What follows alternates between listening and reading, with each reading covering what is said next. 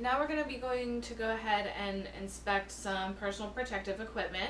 You want to make sure there aren't any cracks visible in the aprons or gloves. That could be very harmful, let scatter radiation penetrate. So as you can see here, it looks like I don't see any cracks on this side either. Okay.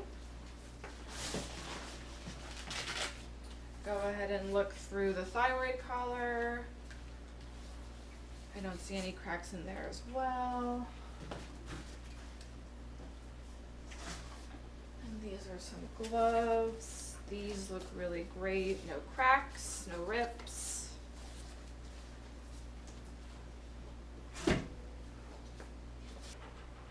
Distance and time is very important in reducing the amount of radiation you're exposed to.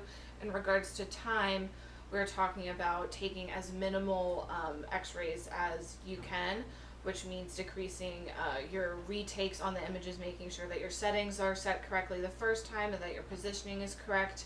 That helps decrease the amount of scatter radiation you're exposed to and the patient.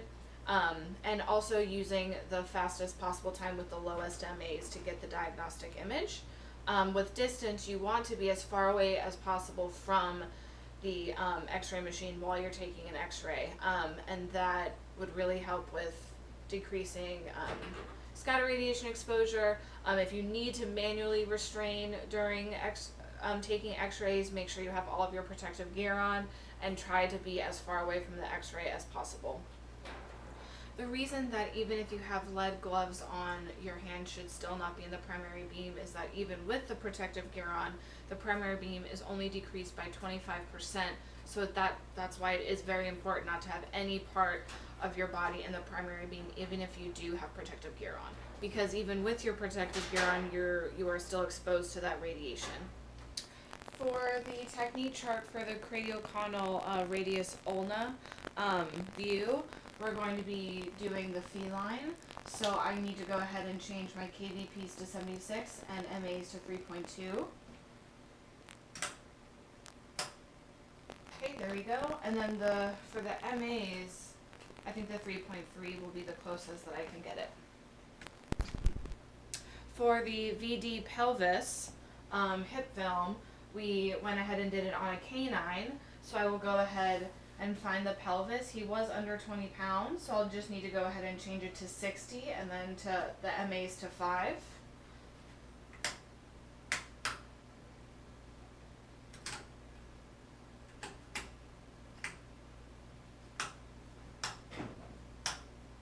Okay. And there we go. The point at which you want to center your beam for a VD pelvis of high quality hip film is midline at the level of the ischial tuberosities, which is right here. As you can see, that's pretty center for our picture here. In the instances where we were not practicing the highest level of radiation safety, we did not have lead gloves on, which is important even if our hands are not in the primary beam. You definitely need to wear the gloves on while you're doing an x-ray. We definitely were close to the x-ray machine while we were taking x-rays. We weren't as far away, which distance, that's an issue. Why this happens is sometimes the patients we have to manually restrain them, and maybe if we're rushing to take the picture, if we have a time limit, like with a fractious cat or an aggressive dog, we don't necessarily have the gloves on, which is a mistake.